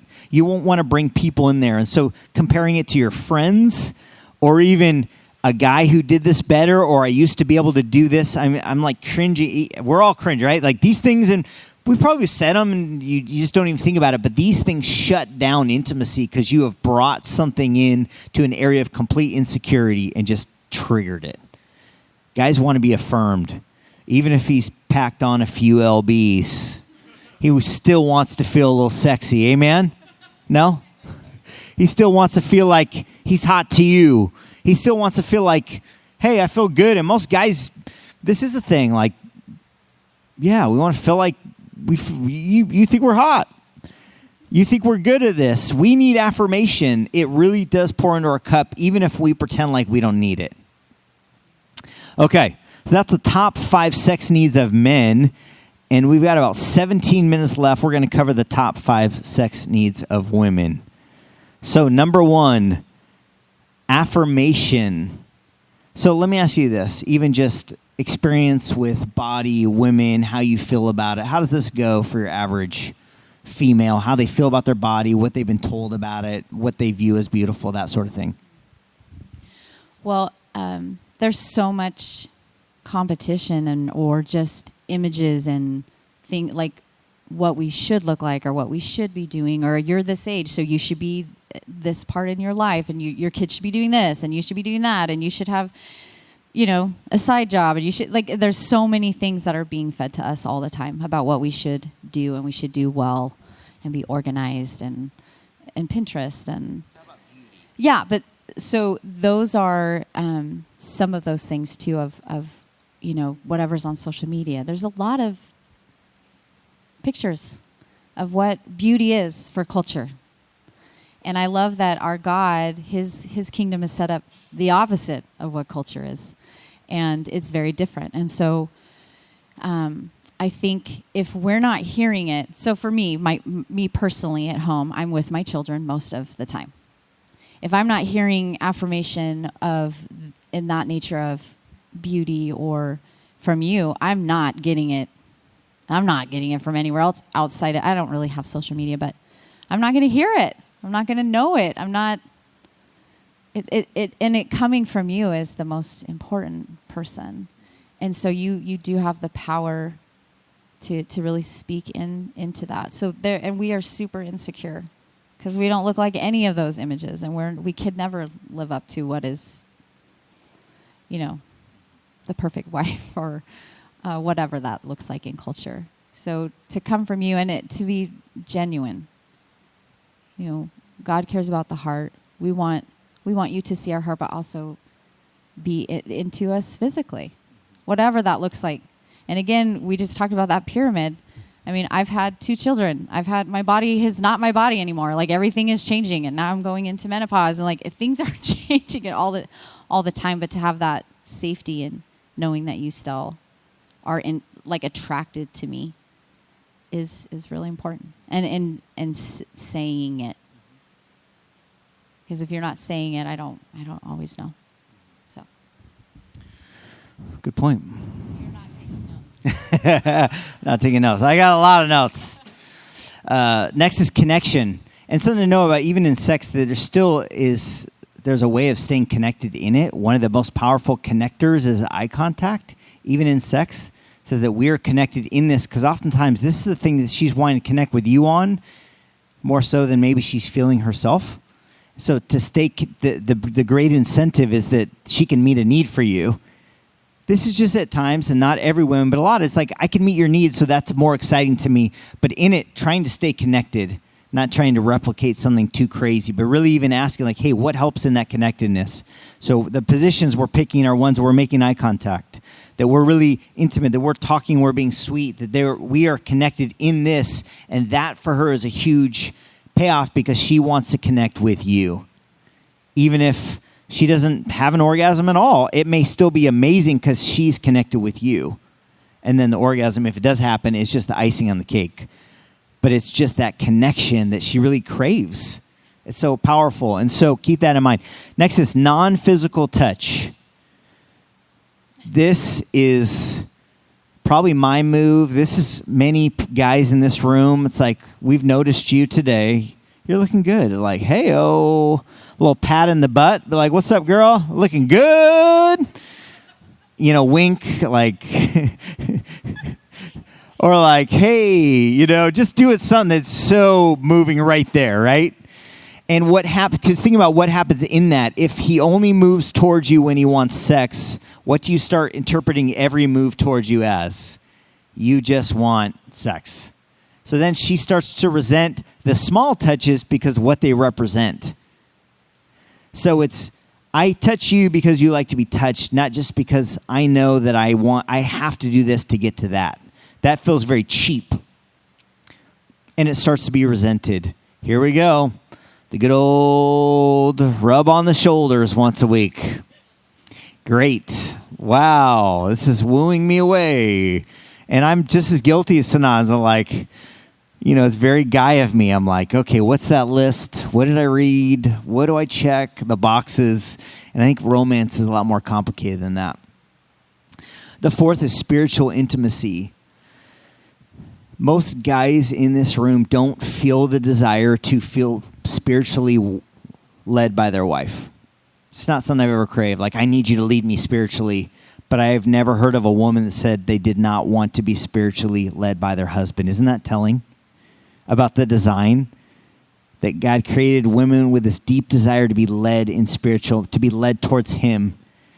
And he also gave guys, I kind of laughed about kind of, sometimes there's a part of my personality that could be a inflated ego or think higher of myself, but I think deep down some of that manifests itself, and God has put a little bit of a hero in a guy, and when misguided, it's an ego thing, but when it's channeled in the right direction, it's to carry, it's to fight for your family, it's to move towards spiritual matters even when no one else is, because that is the design. God wants you to be leading in that way. And sometimes the leading isn't that I'm the leader, you're sitting on the sidelines, or you have to do this, I'm in charge. Sometimes the greatest act of leadership is complete submission to your wife or utter sacrifice. Even when she's not doing what you want, even when you're not feeling it, even when it feels unfair, is that your family, your marriage, your kids see a dad that sacrifices and submits. That often is spiritual leadership. I talked to a guy today. We're talking about spiritual leadership. He brought it up. He's like, all I'm doing is occasionally I'll just bring a verse. I'll just share with her a verse I'm reading, and I'll ask her about it. I'm like, dude, that's some sweet talking right there.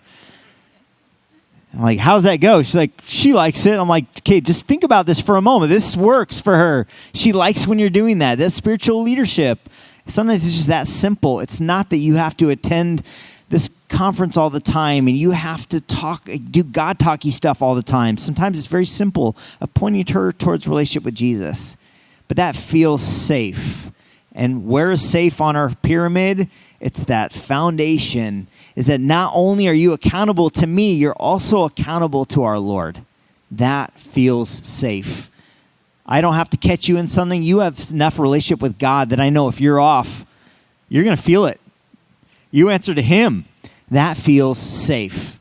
You see how that works? And if they feel safe outside of the bedroom, they feel safe inside the bedroom, and there's not anything saying no, everything is saying yes. I feel so safe with you that I not only want to have sex with you, like I'm okay to even be adventurous because I have complete safety in this, knowing that no matter what we do, we are close, we're connected, we're doing this together. And that makes adventure more fun, where normally I would feel unsafe or scared, but with you, I feel safe. Do you see how all this is coming together? It's powerful. And the last is romance. This is love in action. Notice guys are visual. They look at pornography. It feeds their brain. Women sometimes look at that, but I think more prone, even words could be pornography. But really, it's ultimately just loving that sort of romantic act in a relationship, craving it, desiring it. It's telling that romance novels sell like crazy, right? That women like to hear those things, but you know who they really want to hear them from? Is you. That she is worth pursuing her romantically, that you care about capturing her heart. Romance is really just love in action. It's like, I want to do things for you. I want to show you. Excuse me. Do you want to add anything here? What do you feel romance is? Does anything come to mind when I say that? Well, I think for me, romance is time together. And I think a lot of these things, you know, like watching a Warriors game? Yes. No. Just more specific. Oh. What is it? Is it just time or a specific time? Well, you're my best friend. We have a lot of fun together. Okay. So I like hanging out with you. So it's hanging out, like, and again, being intentional in our time. So real quick, Claire, I'm going to give this back because I think because here's the thing. I could watch TV with you and we're laughing. I'm like, this is so funny. And we're not talking. I'm only commenting on watching. And I like had the best night. Like, wasn't that funny? We were watching that together. But you would say that is not connected time, correct? Okay, that's what I mean. It's connection in that it is connection for you. Yes. But that is not my connection. Okay, so what would you say more? Well, an example would be like when we're on the deck and we have the fire and we're hanging out and we're just talking.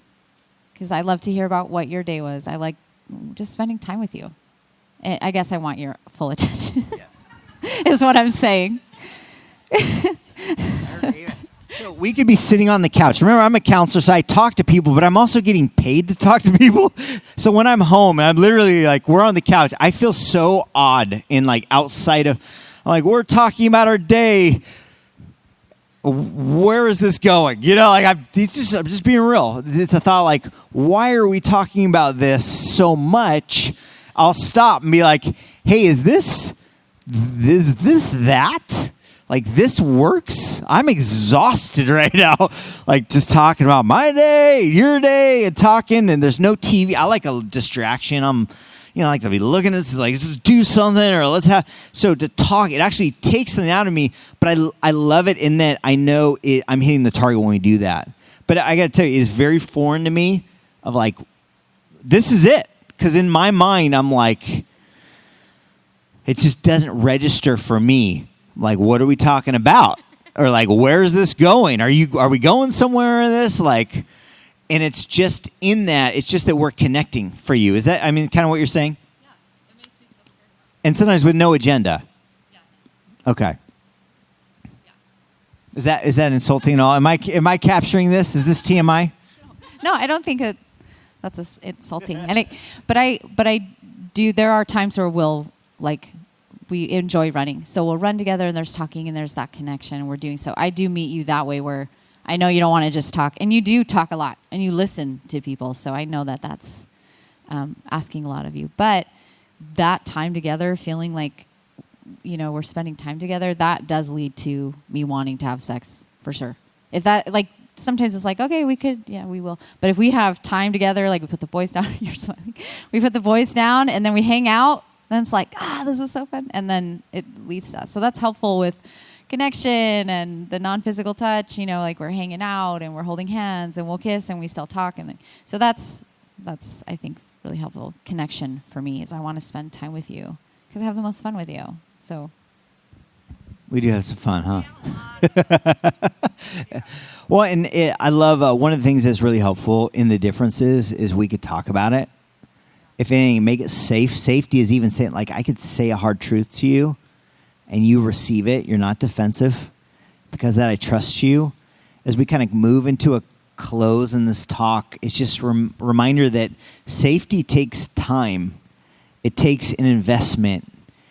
It's sometimes missed because we want to invest in things that give us the greatest immediate payoff, like sex. But really, when we could talk, and I could tell you, many years we didn't talk about sex at all. We just kind of like, well, I don't know. I think you like this. I like this. And the last few years we started saying like, hey, can we talk about that? Or even, I think it was 4 or 5 years ago, we started asking like, hey, what do you need more of from me? And that's now a normal question that we ask all the time. What do you need more of? But constantly it's a turn in to our relationship. Remember, we're maintaining the base always, just pouring into it. when the base is maintained, the connection is solid, and then it even pulls us into each other. And the fact that we are doing that together, we know each other intimately well, and we're close, which means there's this physical attraction, not because I want to have sex, but because I want to connect with you. And that God wants us to have a oneness there. And then he pours into that, which is honoring him. And so when we're giving him even sex and saying, God, this is yours, we want to be holy even in this, he honors that and blesses that. And so one last thing, I just have 2 pictures there. You're like, what are these pictures on the very back? Keep in mind, this is like a normal argument. We have 2 kind of structures there in the drawbridge. And I think we think we're going to line up perfectly. And then one person kind of upsets us. And then the natural tendency is to kind of raise that bridge or withdraw. And the question to ask yourselves is withdrawing or resentment ever lead to any sort of fruit in your relationship? It actually gives you more of the thing you don't want. And I love this picture I found of this bridge with 2 broken people are like, we used to, here are old bridges, but one of the most powerful things to build in your foundation is this strong, steady bridge you could cross time and time again that stays, it's permanent. No matter how tempted we are to withdraw, how tempted we are to look at the other person and be like, is your bridge down to connect with me? It's not. Well, mine's going back up. Are you putting in? I'm putting in. Boom, solid connection, but something messes that up and we withdraw. And that's not a realistic version of a marriage. It's powerful when you go, we're going to build something permanent. I'm here for you. You're here for me. And even if I feel like you want to withdraw, I'm not going anywhere. And when you do that sort of thing, you will find you're building something that's different. And when you build that way and pour in that way and keep pouring in, you will find that sex goes so much better. So let's all breathe a collective sigh. I've broken a microphone. We've thrown pictures over there. We've said the word orgasm many times. This has been a class. There you go. PowerPoint was all over the place. But I want to just end by what we said at the beginning is that I think it's so great that all of you came to this class. And even when we started, I thought, God, that could feel awkward even walking in. I have so much respect when you walk into a class like this and you're like, yeah, I'm here because I want to learn. I want to grow with you. I hope that you carry this type of thing out in many other settings because that will be that turn in that always feeds your relationship, always says, I love you, always says you're worth it. Even if you came in like, I don't do this kind of crap, but she wants me to be here, so I'm here. That's a major turn in, and my guess is a major turn on. So I would say just keep doing that kind of thing because it will pay dividends, and you don't ever regret it. But I think you do regret the times when you could have connected and you didn't, or could have tried, or whatever. So thanks for coming. I'm going to pray, and then we'll stick around for a second. And if you have any questions, feel free to email me. It's pretty simple, connor@northcoastchurch.com. I'm always around, run around this place. So anything you feel like, this was misrepresented, or I don't really quite get this, or we wanted to ask you this, shoot me an email. Okay, let's pray. Lord God, we just thank you for everyone in this room and even just how you've created us for this longing to be with someone. And you've given us this great place to feel connectedness and oneness. We pray that you would help us pour a solid foundation. We could build off that, and that you would help us to have amazing sex lives that truly get what you intended it to be. Lord, we pray for just every single person here that feels lost, scared, frustrated, broken. Lord, we pray for your restoration to be powerful and moving, and that you would go beyond where they can go on their own, and that we can lean on you in these tough times, that you live in us, that we don't have to build a foundation alone because you build with us. We're thankful for that, God, and we love you. In your name we pray. Amen. All right, drive safe. Have a good night. We'll see you around.